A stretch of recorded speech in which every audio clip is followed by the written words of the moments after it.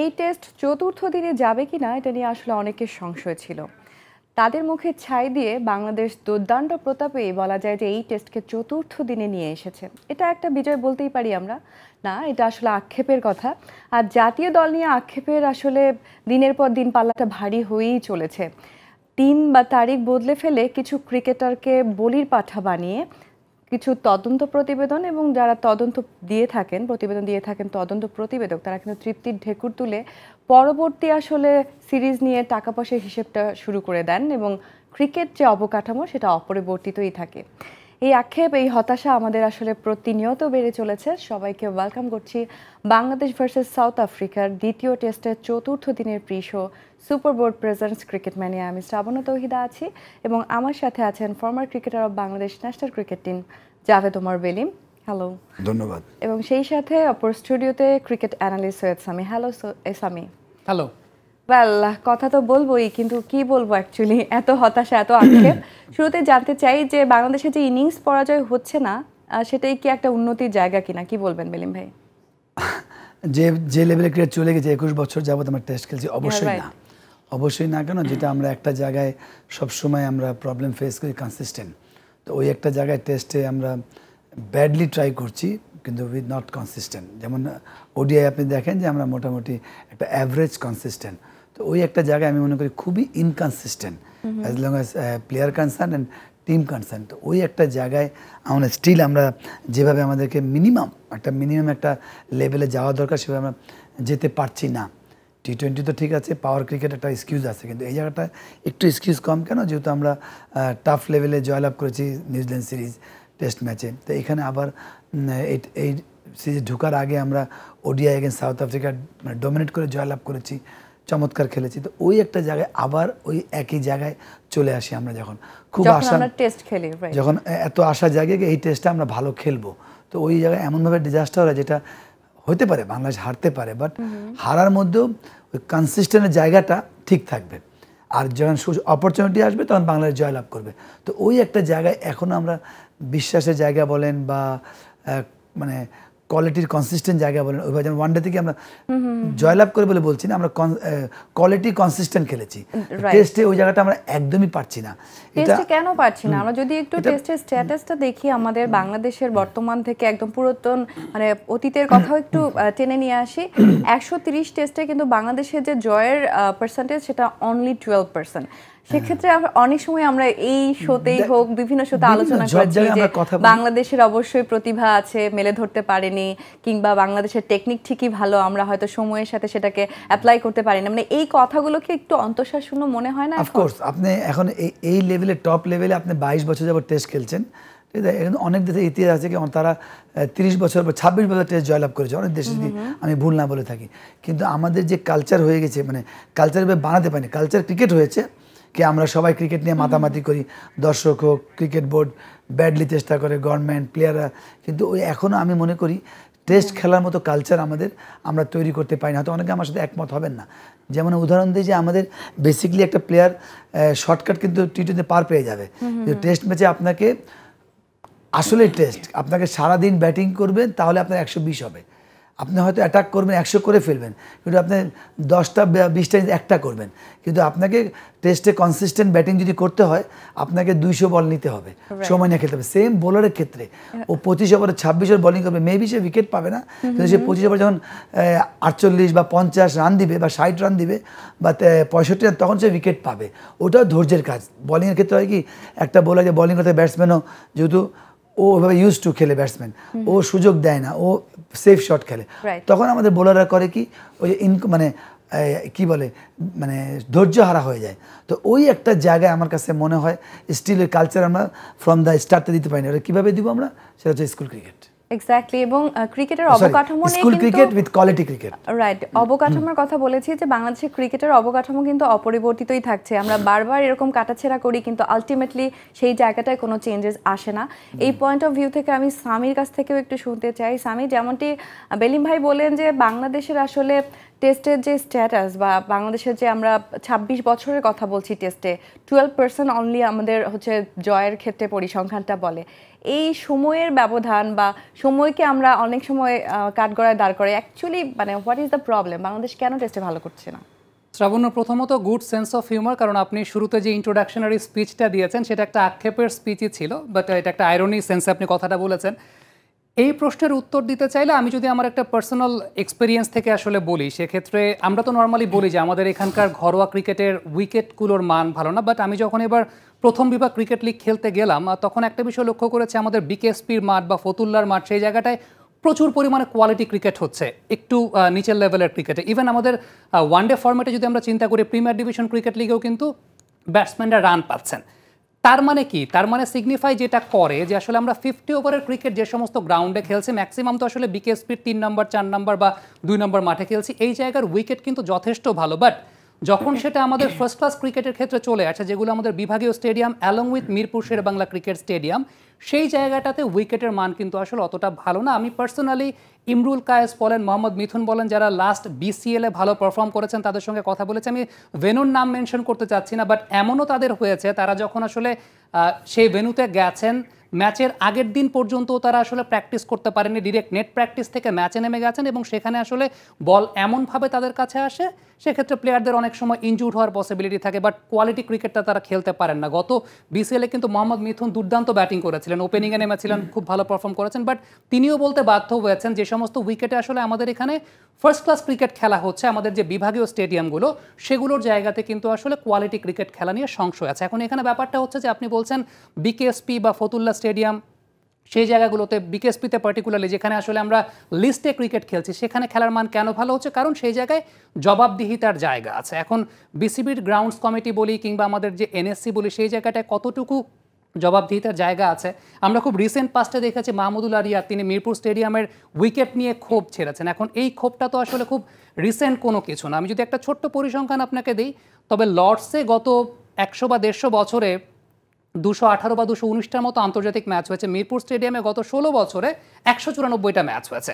তো আলটিমেটলি এখানে overall maintenance প্রসিডিউরের একটা ব্যাপার আছে। হ্যাঁ, এখানে আমাদের দেশের আর্থসামাজিক কাঠামোর একটা ব্যাপার আছে। আপনি ক্রিকেটটাকে ডিসেন্ট্রালাইজ হয়তো বা করতে পারছেন না, কারণ ক্রিকেট বোর্ড হয়তো বা স্টেডিয়াম করতে পারবে কিন্তু হোটেল বা এয়ারপোর্ট করতে পারবে না। তো এই সব কিছুর সমন্বয়টা আমার কাছে মনে হয় যে এই 22-23 বছরে হয়ে যাওয়াটা উচিত ছিল, কিংবা এখনকার যে ক্রিকেট বোর্ড অনেকদিন ধরে তারা কাজ করছে, চেষ্টা করছে বলে আমরা বলি, সেই জায়গাটা এতদিনে হয়ে যাওয়ার কথা ছিল। বাট আনফর্চুনেটলি আমরা যেটা বলি যে আপনি যেটা বলছিলেন টেস্ট ক্রিকেটে উন্নতির জায়গাটা, আপনি যখন কোয়ালিটি উইকেটে খেলবেন ওই অভ্যেসটা আপনার তৈরি হবে। জেমি সিডন্স একটা কথা বলেছেন আসলে প্রথম ইনিংসে ব্যর্থতার পরে, যে আসলে বাংলাদেশের ব্যাটারদের যে প্রবলেমের জায়গাটা, শর্ট সিলেকশনের প্রবলেমটা কিংবা মাইন্ড সেট আপের প্রবলেমটা, এই মাইন্ড সেট আপ শর্ট সিলেকশনটা অ্যাকুরেট তখনই হবে যখন আপনি আসলে কোয়ালিটি সারফেসে ক্রিকেটটা খেলবেন।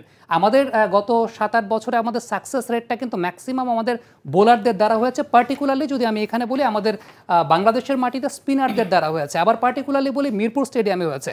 চট্টগ্রামে গিয়ে কিন্তু 4th ইনিংসে ওয়েস্ট ইন্ডিজ 300-350 রানের উপর চেস করে ফেলেছে আমাদের স্পিনারদের এগেনস্টে। তো প্রবলেমের জায়গাটা আসলে ওই জায়গাটা, আপনার যখন টেস্ট ম্যাচ ক্রিকেট খেলার অভ্যেসটা গড়ে উঠবে হচ্ছে এরকম একটা সারফেসে বা এরকম সারফেসগুলোতে, তখন আপনি ওই রকম কোয়ালিটি জায়গায় গিয়ে কোয়ালিটি ক্রিকেটটা খেলতে পারবেন না। ওয়ানডে ফরম্যাটটা বাংলাদেশ গুড ট্র্যাকে আছে, তার পেছনে সবচেয়ে বড় কারণটা হচ্ছে লিস্টে ক্রিকেটটা যে সমস্ত জায়গায় খেলা হয় ওই অভ্যেসটা খুব ভালো মতো তৈরি হয়ে যায়। এক্স্যাক্টলি, বাট আপনার কথায় এটা বোঝা যাচ্ছে যে লঙ্গার ভার্সনে বাংলাদেশের যে অবস্থা, আই মিন বাংলাদেশের মাঠের কথা বললেন, আপনি উইকেটের কথা বললেন, তাহলে সেটা নিয়ে তো আমাদের আর কথা বলার কোনো স্কোপই নেই। মানে we should not talk about our test cricket. Belim ভাই খুবই হতাশা নিয়েই বলতে হচ্ছে যে আমরা কথা বলবো তাহলে আমাদের টি20 ক্রিকেট নিয়ে, আমাদের ওডিআই ক্রিকেট নিয়ে, মানে টেস্ট ক্রিকেট নিয়ে তাহলে আর চিন্তা ভাবনা করার বা কাটাছেড়া করারও কি দরকার আছে? অফকোর্স দরকার, যদি আমরা হয়তো না করি, কিন্তু ক্রিকেট বোর্ড তো একটা প্রফেশনাল জায়গা, আর আপনি ওই একটা এরিয়া আপনার ফার্স্ট ক্লাস যখন আপনি ইমপ্রুভ করবেন তখনই আপনার ক্রিকেট ইমপ্রুভ করবে। ফার্স্ট ক্লাস কীভাবে ইমপ্রুভ করবেন, যেটা অনেক, যেটা স্বামী বললেন ক্রিকেট বোর্ড চেষ্টা করছে, কিন্তু চেষ্টা এন্ড অফ দ্য ডে আপনার মাথায় রাখতে হবে ওই একটা জায়গা প্রফেশনাল জায়গা। ওই জায়গায় যদি আপনি কোয়ালিটি ক্রিকেট বা কোয়ালিটি উইকেট ওরকম না করতে পারেন, আমি বলছি না মানে সেরকম বাউন্স হবে বা স্পোর্টিং উইকেট হবে, ট্রু উইকেট হবে, যেটা আমরা অনেক বছর যাবতই সবাই বলছে, ক্রিকেট বোর্ডও মানছে, ক্রিকেট বোর্ডও চেষ্টা করছে, হচ্ছে না কেন? এটা একটা বড় ব্যাপার কেন? যখনই এই টাইপের সমস্যা হয় তখনই এই উইকেটের ব্যাপার বলেন বা প্লেয়ারদের কমিটমেন্টে বলেন বা বোর্ডের দায়বদ্ধতা সব কিছু মিলে একটা ঝড় উঠে। ওই ঝড়টা আবার একদম নিমেষে ইজি হয়ে যায়। কিন্তু প্রফেশনাল জায়গায় আপনি যখন ভালো করবেন, আরও ভালো করতে হলে ওই জায়গাটা আপনাকে ইম্পর্টেন্ট সবসময় দিতে হবে, যেটা কিন্তু আমরা যেটা উনি স্বামী বললেন যে জবাবদিহিটা খুবই ইম্পর্টেন্ট। আমি মনে করি যে কোনো ক্ষেত্রে, আর স্পেশালি ক্রিকেট বোর্ডের জবাবদিহি বেশি থাকবে কেন? প্রথম হচ্ছে তারা প্রফেশনাল, দ্বিতীয় হচ্ছে আমাদের cricket board very healthy cricket board. ওরা মানে গভর্নমেন্ট ছাড়া কাউকে জবাব দিতে না, তাদের ওন মানি, নিজস্ব টাকা, এই জন্য তাদের জবাবদিহিটা কম।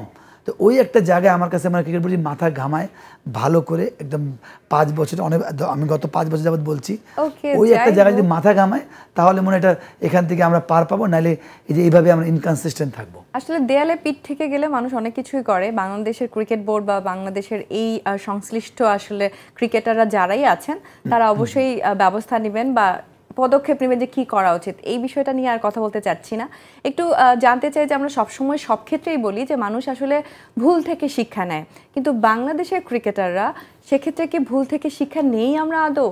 স্পেশালি খুব বিগ নেমগুলোও যদি বলি যে যারা সিনিয়র, যাদের কাছ থেকে এক্সপেকটেশন অনেক বেশি, তারাও কিন্তু একই ভুল বারবার করছে, কেন সেটা? এটা প্রথম হচ্ছে যে তারা নো ডাউট তারা প্রুভেন প্লেয়ার, কিন্তু আমার কাছে মনে হয় যেটা আপনি বলছেন, যে আপনি হয়তো কাকে মিন করেছেন, কিন্তু আমাদের বরাবরই এটা হচ্ছে, কারণ ক্রিকেটের নিয়ম আপনি যখন 2-4 রানে আউট হয়ে যান doesn't matter, specially test match, কিন্তু আপনি সেট হয়ে, আমরা বলি ওই আউট হওয়াতে ক্রাইম, 20, 30, 40, 50, আপনি যদি খেয়াল করে দেখবেন পুরো টেস্ট ম্যাচে কিন্তু 2 জন রান করে, একজন 130 করে, একজন 70, আপনার 350-400 রান। ওই একটা জায়গায় আমাদের অনেকগুলো অপরচুনিটি তৈরি হয়েছিল, আমরা করতে পারিনি। যদি সিম্পল একটা বলি, আমি পার্সোনালিভাবে নেওয়া উচিত না মুশফিকের ব্যাপারটা যদি বলি, আমি কালকে মুশফিক বেশ কিছুদিন রান করছিলেন না, তার প্রতি আমরা বেকবন বাংলাদেশ বলি, মুশফিকের উপর প্রচুর ডিপেন্ড আমরা, মুশফিক, তামিম, স্টিল আমরা, আর আমাদের মমিনুল। তো ওই একটা জায়গায় মমিনুল রান এনে উনি আউট হয়ে যায়, মুশফিক ওই জায়গাটায় সেট হয়ে 50 রান, স্ট্রাইক রেট 30, স্ট্রাগলিং করে রান করেছে। ওই একটা জায়গায় এই টাইপের মানে সফট ডিসমিসের আমি মনে করি খুব দৃষ্টিকটু বলেন বা আপসেটের ব্যাপার বলেন, কেন ওর থেকে আমরা আশা করি we are not satisfied against Mushfiq 40 and 50s। যখন ও সুযোগ পাবে ও বড় রান করবে, কেন ওর উপর আমরা পুরোপুরি ডিপেন্ড। ওই একটা জায়গায় যেহেতু এই একটা আউট নিয়ে প্রচুর সমালোচনা হয়েছে, অনেক সমালোচনা হয়েছে, ওই একটা জায়গায় সমালোচনা হওয়ার মতো নয় কি? অফকোর্স ওইটাই বলছি, ওই একটা জায়গায় তখন এটা আমি মনে করি যে ভুল করছে, এটা হচ্ছে একটা মাইন্ড সেট আপ যে কোনো প্লেয়ার, যে আমি এই শট আর খেলবো না, এই ইনিংসে আই এম এ সেট। হ্যাঁ, এটা কখন খেলে যখন প্রচুর রান দরকার হয়, চান্স নেয় ব্যাটসম্যানরা এগেনস্ট বোলার, তখন চান্স নেয়। হ্যাঁ, এখন টেস্ট ম্যাচে বেশ কিছু রিভার্স খেলে, আপনি 15 বছর আগে টেস্ট দেখেন, কেউ মনে স্বপ্নেও চিন্তা করে না যে টেস্ট ম্যাচে রিভার্স সুইপ খেলবে, এটা হয় না। কিন্তু এখন যেহেতু বোলার একটা জায়গায় বল করে সিলি মিড অফ থাকে, সেক্ষেত্রে তাকে লাইন চেঞ্জ করার জন্য ব্যাটসম্যান একটা চান্স নেয়, কখন নেয় আউটসাইড দ্য অফ স্টাম্প, তখন রিভার্স মারে যদি সুইপার নাই। তো ওই একটা জায়গায় মুশফিকের ব্যাপারটা বলি, মাইন্ড সেট আপ কেন বলছি, যে স্টিভ ওয়া ছোট্ট একটা উদাহরণ দেয়, উনি অস্ট্রেলিয়ার ক্যাপ্টেন ছিলেন, তো অনেকে চিনবেন না, উনি একবার দল থেকে বাদ পড়েছিলেন পুল শট খেলে। তো ওই একটা জায়গায় উনি আবার দলে জায়গা হওয়ার পর উনি কখনোই পুল খেলেন নাই, সেটা তাপস বৈশ্য হোক বা শোয়েব আখতার হোক। ওই একটা জায়গায় আমার মনে হয় আমাদের প্লেয়ারের, যারা সিনিয়র প্লেয়ার বা জুনিয়র প্লেয়ার যেই হোক, এখানে সবাই প্রফেশনাল, সেট হয়ে ওই জায়গাটা আউট হলে হয় কি, ওর ক্ষতি কম হয়, দলের ক্ষতি প্রচুর হয়। এক্স্যাক্টলি, সেট হয়ে আউট হওয়া বা যে ক্রুশিয়াল মোমেন্টে এই টাইপের সফট ডিসমিসাল আউট হতেই পারে, এই টাইপের সিলি আউট, সমালোচনা তাকে কিন্তু নিতেই হবে। আর এই মুহূর্তে আমি সামির কাছ থেকে শুনতে চাই, সামি, আমরা সবাই যে পয়েন্টটা নিয়ে কথা বলছি, মুশফিকুর রহিম রিভার্স সুইপে তিনি এর আগেও কিন্তু অনেকবারই আউট হয়েছেন। আপনার কাছে কি কোনো ডেটা আছে কিনা তিনি কতবার আউট হয়েছেন? ডেফিনেটলি ডেটা আছে, এবং আমি যদি 2021 সালের জানুয়ারি মাস থেকে চিন্তা করি, এখন পর্যন্ত মুশফিকুর রহিম অল ফরম্যাট মিলে 4 বার রিভার্স সুইপ করতে গিয়ে আউট হয়েছেন, এবং এখন পর্যন্ত এই 1 বছরের মধ্যে 18টা অ্যাটেম্প তিনি নিয়েছেন, যার মধ্যে 2টা মাত্র 4 হয়েছে। অর্থাৎ 18 বার তিনি রিভার্স সুইপ করতে গেছেন, যার মধ্যে 2টা তিনি রেজাল্ট পেয়েছেন, 4 পেয়েছেন, আর এর মধ্যে 4 বার তিনি আউট হয়েছেন। এখন এখানে একটা ব্যাপার হচ্ছে, টেস্ট ম্যাচ ক্রিকেটে বিশেষ করে এর আগের টেস্টে আমরা ডারবান টেস্টের সেকেন্ড ইনিংস থেকে বলছিলাম যে স্পিনারদেরকে সেটেল হতে দেওয়া যাবে না। ইভেন যারা ক্রিকেট বিশ্লেষক আছেন তারাও বলছিলেন একটা কথা, তাদের 2 স্পিনার যেভাবে আসলে সামনে 4 থেকে 5 মিটার দূরত্বের ওই লেন থেকে যেভাবে বাংলাদেশে ব্যাটারদেরকে বিট করছে সেই জায়গাটা হয়তো বা একটু জায়গা ছেড়ে বেরিয়েছে বা একটু অ্যাগ্রেসিভ ইন্টেন্টে খেলাটাই হয়তো বা বেটার। এখনকার মডার্ন ডে ক্রিকেট একটু পরিবর্তন হয়েছে, কোনো স্পিনারকে বা কোনো বোলারকে ব্যাটসম্যানরা চান আসনে সেটেল হতে দিতে, সেক্ষেত্রে তাদের এগেনস্টে একটু অ্যাগ্রেসিভ ইন্টেন্ট বা অ্যাগ্রেসিভ অ্যাপ্রোচটার প্রয়োজন হয়। বাট সেই অ্যাগ্রেসিভ অ্যাপ্রোচটা প্রয়োজন হয় এমন অ্যাগ্রেসিভ অ্যাপ্রোচ যেটা হচ্ছে একটু সেফ অ্যাগ্রেসিভ অ্যাপ্রোচ। আপনি যদি চিন্তা করেন একটু জায়গা ছেড়ে বেরিয়ে এসে অন ড্রাইভ করা বা একটু জায়গা ছেড়ে বেরিয়ে এসে অফ ড্রাইভ করা, তখন কিন্তু বোলার তার লেন্থটা একটু পেছনে নিতে বাধ্য হবেন। ইভেন ফিল্ডার যদি ছড়িয়ে ছিটিয়েও থাকে, আপনি কিন্তু কুইক একটা 1 রান পেয়ে যাবেন। একটা ওভারে যদি 4-5-6 রান আসে, তখন ক্যাপ্টেন বোলার পরিবর্তন করতে বাধ্য হন, কিংবা বোলার তার ব্যাপার নিয়ে একটু চিন্তায় থাকেন, তিনি একটু প্রেশারে পড়ে যান। তো আলটিমেটলি ব্যাপারটা এটাই যে আপনি যখন অ্যাগ্রেসিভ ইন্টেন্টে খেলবেন না তা না, টেস্ট ম্যাচ মানেই যে এখন আপনাকে পুরোপুরি ডিফেন্সিভ হতে হবে তা না, অ্যাগ্রেসিভ ইন্টেন্টে খেলবেন, কিন্তু সেক্ষেত্রে সেই অ্যাগ্রেসিভনেসটা কোন ধরনের শটে আপনি চুজ করবেন, আপনার স্ট্রং জোন কোনটা সেটা আপনাকে বুঝতে হবে। এখন মুশফিকুর রহিম লাস্ট একটু ইন্টারাপ্ট করি, আসলে 3 ফরম্যাট মিলেই আসলে মুশফিক আসলে রিভার্স সুইপ করে কত রান করেছে সেটাও আমি স্ট্যাটটা জানতে চাই আপনার কাছ থেকে। এবং টপ অর্ডারে বাংলাদেশের ব্যাটারদের টেকনিক নিয়ে জেমি সিডন যে কথাগুলো বলেছেন, সেই জায়গায় আপনার কাছে কি মনে হয় যে তাদের টেকনিক ঠিক আছে কিনা, সুইং কিভাবে সামলাবেন, সবকিছু নিয়ে কথা হবে ছোট্ট একটা ব্রেক থেকে ফিরে এসে। এটা আসলে এক্স্যাক্ট বা অ্যাকুরেট ইনফরমেশনটা তো দেওয়া সম্ভব না, তবে সেক্ষেত্রে এটা বলতে হবে যে 2016, 17, 18 এই 3 মৌসুমে কিন্তু রিভার্স সুইপে প্রচুর রান মুশফিক করেছেন, সেটা অস্বীকার করা যাবে না। বাট একটা সার্টেন স্টেজের পর তিনি যখন দেখছেন যে আসলে রিভার্স সুইপে তিনি রান পাচ্ছেন না, এখন আপনি শৈশবে হয়তো বা একভাবে আপনার লাইফস্টাইলটা লিড করতেন, কৈশোরে একভাবে লাইফস্টাইল লিড করতেন, সেটা একটা পর্যায়ে এসে সেটা যখন হচ্ছে না, তখন কিন্তু নিজের থেকে একটা সচেতনতার জায়গাটা আসলে খুব গুরুত্বপূর্ণ। যেমনটা আমি একটু আগে স্ট্যাটিস্টিক দিচ্ছিলাম যে গত 1 বছরে তার কিন্তু 10% আসলে রিভার্স সুইপে কোনো সাকসেস রেট নাই, অর্থাৎ 18টা রিভার্স সুইপের মধ্যে মাত্র 2টা সাকসেসফুল অ্যাটেম্প তিনি করতে পেরেছেন। তো আলটিমেটলি আপনি যদি এখনও চিন্তা করেন যে 2016, 17, 18 সালে আপনি যেভাবে বা যে মাইন্ড সেট আপে বা যেভাবে অ্যাকুরেটলি আপনি রিভার্স সুইপে করতে পারছিলেন, সেটা এখন হচ্ছে না দেখে আপনি বারংবার সেটা ট্রাই করবেন, এটা স্লাইটলি হয়তো বা নিজের সঙ্গে নিজের একটা suicidal decision. On that note আরেকটা বিষয় বলি, তা হচ্ছে গত 4 থেকে 6টা ইনিংসে বাংলাদেশের কোনো ব্যাটার কিন্তু সুইপ শট খেলতে গিয়ে আউট হননি, রিভার্স সুইপ খেলতে গিয়ে মুশফিক আউট হচ্ছেন। বাট যেটা আমি বলছিলাম যে যখন উইকেট একটু কমপ্লিকেটেড থাকে, মুশফিকুর রহিম এমন একজন টেকনিক্যালি শার্প ব্যাটসম্যান, তিনি তো সুইপ শটটাও খুব ভালো খেলেন, কাট শটটাও খুব ভালো খেলেন। তো আলটিমেটলি তার গো থ্রু শট কিন্তু আসলে সেগুলোও হতে পারে। এটা জানি না, এটা টোটালি আসলে মাইন্ড সেট আপের ব্যাপার। এটা হয়তো বা ওই পার্টিকুলার সিচুয়েশনে তিনি চিন্তা করেন, যখন একটু সেটেল হয়ে গেছেন হয়তো বা তিনি অ্যাকুরেটলি রিভার্স সুইপটা করতে পারবেন।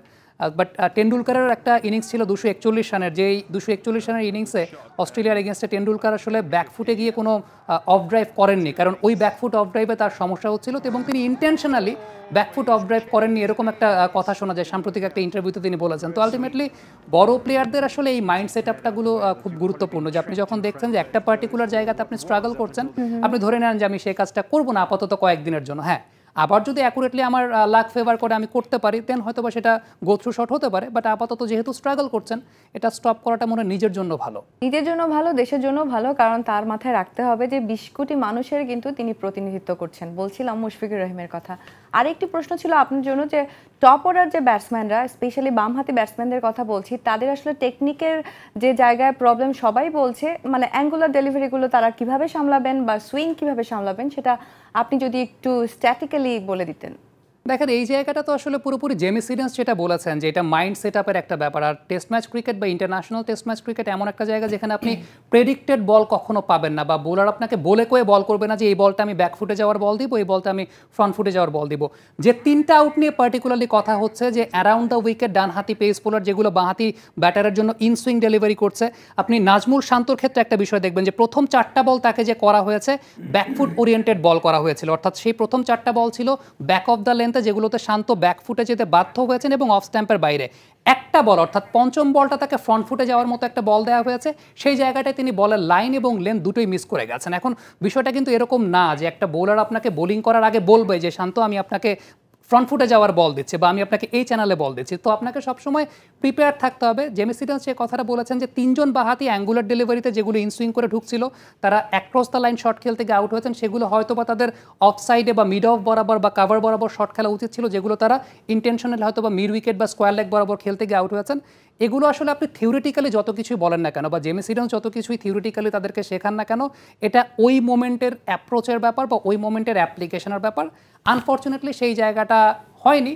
বাট আই হোপ জেমি সিডেন্স যেহেতু দলের সঙ্গে আছেন, পার্টিকুলারলি এই জায়গা নিয়ে আসলে কাজ করবেন। এবং তামিম ইকবালের যে লং স্ট্রাইড নিয়ে যে কথা হচ্ছিল, ওয়ানডে ক্রিকেটেও যেটা স্ট্রাগল করছিলেন যে সামনের পা এবং পেছনের পা অনেকটা এক্স শেপ হয়ে যাচ্ছে, সেই প্রবলেমটা কিন্তু এই টেস্ট ম্যাচেও আছে। জেমি সিডেন্স কমিটমেন্ট দিয়েছিলেন যে এটা নিয়ে কাজ করবেন, but in the mean time হয়তো বা তামিমের আমরা গত টেস্টের আগে জানি যে একটা শারীরিক সমস্যা ছিল, হয়তো বা এই কাজটা অন প্রসেস আছে, হয়তো বা একটা সময় সাকসেস তিনি পাবেন, বাট যত তাড়াতাড়ি সাকসেসফুল হবেন বাংলাদেশের ব্যাটাররা তত তাড়াতাড়ি মঙ্গল।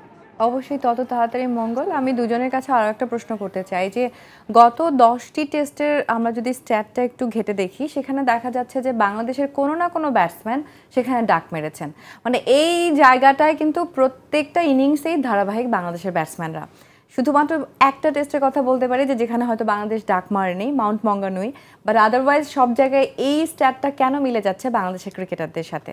দেখেন, ডাকটা ইম্পর্টেন্ট না আপনার। আমি যেটা বলেছি, যদি একটা ব্যাটসম্যান টপ অর্ডার ধারাবাহিক ডাকটা কি ইম্পর্টেন্ট না? না, টিমের ক্ষেত্রে কেউ না কেউ ডাক মেরেছে, এটা বলছেন, এটা হতেই পারে। আপনার সবচেয়ে ইম্পর্টেন্ট হচ্ছে যে আপনি টেস্ট ম্যাচে আপনি স্ট্রাগলিং করছেন, আপনি যখন সেট হয়ে তখন আপনাকে সফট ডিসমিসাল। আপনি বাংলাদেশে থ্রু দ্য এই টেস্ট সিরিজ দেখেন, কিছু আউট ছাড়া, শান্তর বোধহয় ফার্স্ট ইনিংস, এরকম কিছু আউট ছাড়া যদি আপনি আউটগুলো দেখেন, এটা খুব মানে সফট ডিসমিসাল আমি মনে করি। তো ওই একটা জায়গায় আমাদেরকে যেটা এটা আপনি কিন্তু প্র্যাকটিস করে আপনি ইমপ্রুভ করতে পারবেন না, ওটা আপনি মাইন্ড সেট আপ করে ইমপ্রুভ করতে পারবেন। আমি এখন সেট, আমি আরেকটা সেশন খেলতে চাই, আমি সেফ শট খেলবো, যেটা সামি বলছিলেন যে জেমি সিডেন্স বলেছেন। দেখেন, থিওরিক্যালি বলা very easy, practically is very tough. আর এটা প্র্যাকটিক্যালি এত টপ লেভেলে যতই বড় কোচ হোক, আর এরা এত মানে ওয়াস অফ এক্সপিরিয়েন্স, যাদের তামিমের কথা বলছেন বা ইভেন শান্ত এখন অনেক বছর যাবৎ খেলছেন, প্রুভেন প্লেয়ার, প্রমাণ করেছেন, আবার স্ট্রাগলিং করছেন। তো ওই একটা জায়গায় এটাও কিন্তু মাইন্ড সেট আপ। প্র্যাকটিক্যাল তো প্র্যাকটিস করবেই, মিডিওকেটে কেন খেলে? বিকজ সিম্পল এজ আপনার মাথা পড়ে যায়। অ্যাক্রোসটা কেন চলে যায়? আপনি মিড অফে তখনই খেলবেন যখন আপনার হেড স্টিল থাকবে।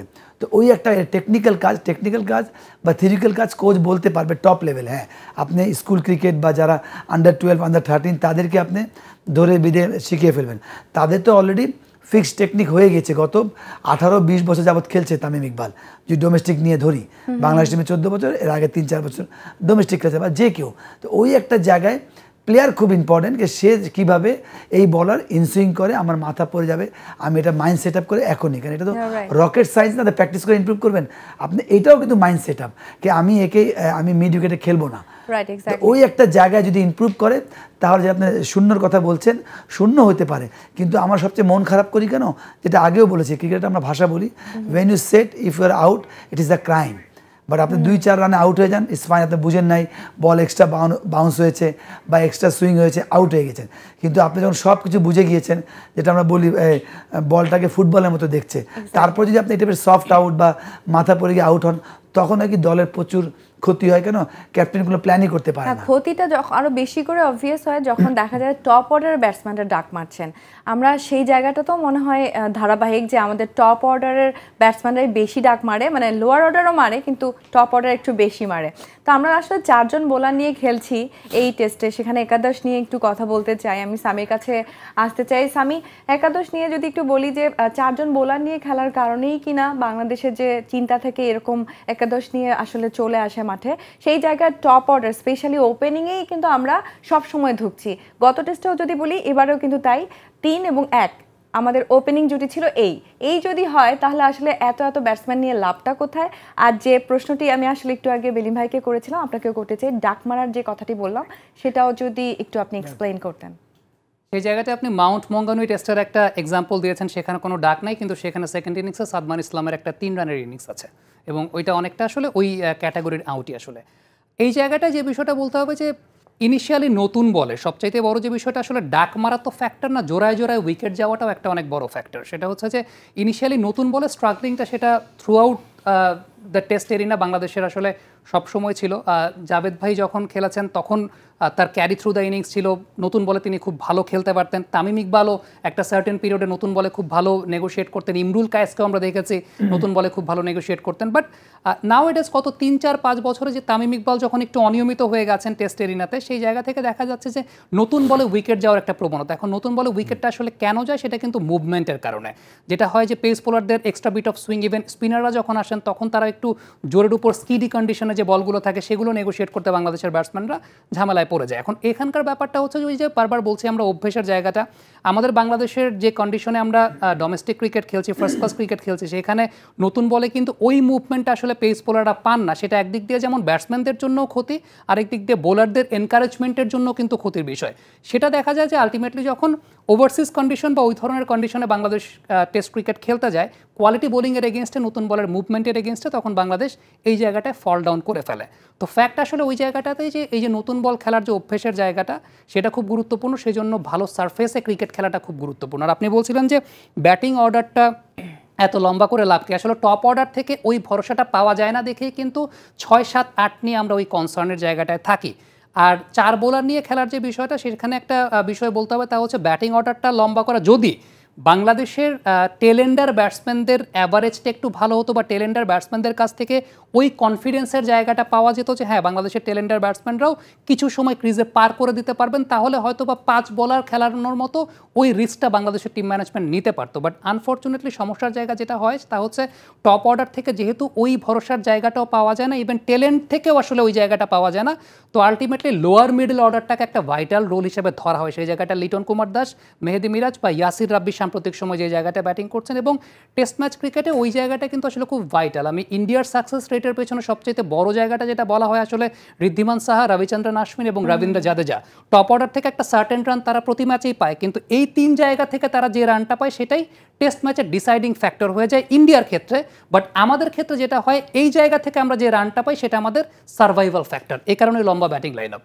এক্স্যাক্টলি। ইভেন সাউথ আফ্রিকা যদি ব্যাটিং দেখেন এই 2 এখন পর্যন্ত সোফার, তারা কিন্তু ওই জায়গাটা 7-8 একদম পুরো প্রথম টেস্ট ম্যাচেও তারা একটা রান করে 350 প্লাস হয়ে গিয়েছে। সেম আপনি এই ইনিংসেও দেখেন।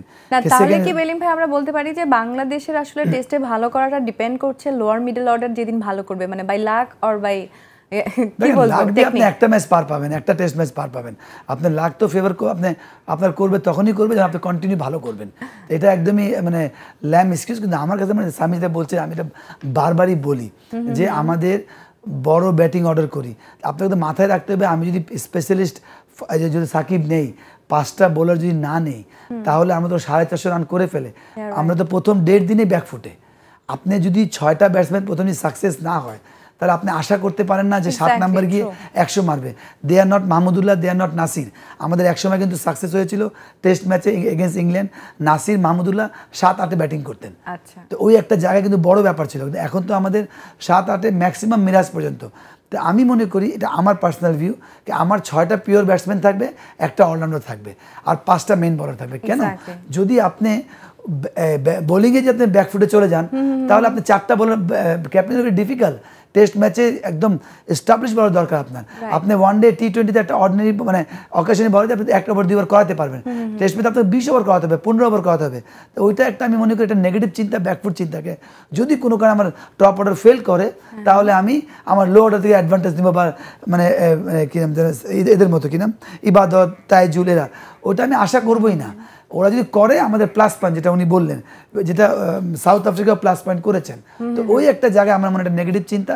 বাংলাদেশ পিওর 6টা ব্যাটসম্যান খেলবে, একটা অলরাউন্ডার খেলবে, 5টা বোলার নিয়ে যাবে। এক্স্যাক্টলি। আমি ওটি বলছিলাম যে 5 জন বোলার নিয়ে যদি আমরা অপোনেন্টকে 70 থেকে 80 কম রানে হচ্ছে যদি অল আউট করতে পারি, সেটাই মনে হয় আমাদের জয়ের জন্য বেশি পজিটিভ চিন্তা হওয়া উচিত। এক্স্যাক্ট। ইভেন ক্যাপ্টেন তো কনফিউজ হবে, কারণ একটা বোলার ফেল করতেই পারে। একটা বোলার 4টা বলারের মধ্যে আপনি তো 90 ওভার বোলিং করতে হবে। 90 ওভারে কে করবে? শুধু 4টা বলারই করবে? কোনো কারণে একটা বলার যদি ফেল করে, তখন আপনি কি করবেন? এই টেস্টের কথাও কিন্তু আমরা বলতে পারি যে আমাদের 4 জন বোলার কি ঠিকভাবে সাপোর্ট দিতে পেরেছে কিনা।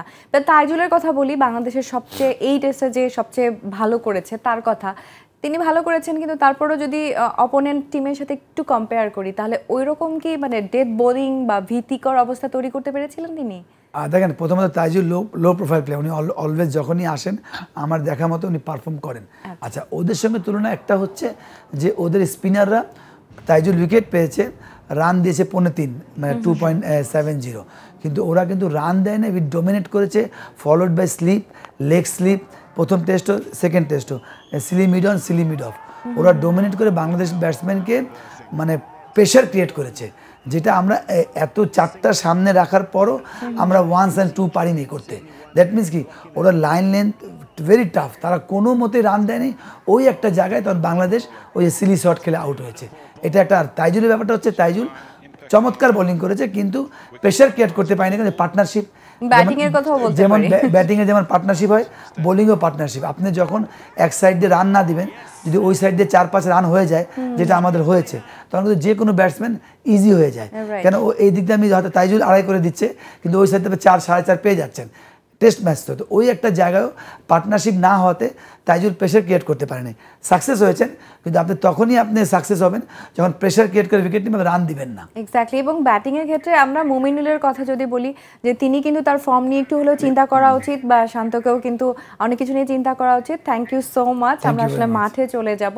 সো যত ঝড় বা তুফান আসুক না কেন, আমরা তো আসলে স্বপ্ন দেখতে পছন্দ করি। All the very best. বাংলাদেশের জন্য অনেক অনেক শুভকামনা।